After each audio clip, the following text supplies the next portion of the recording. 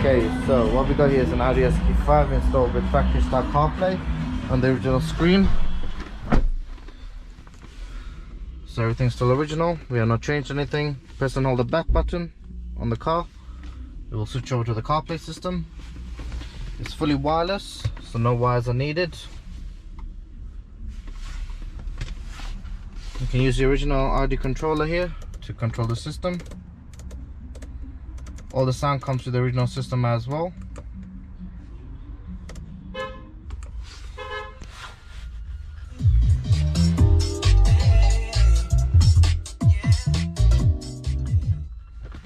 You can also switch back to the original system when you want to.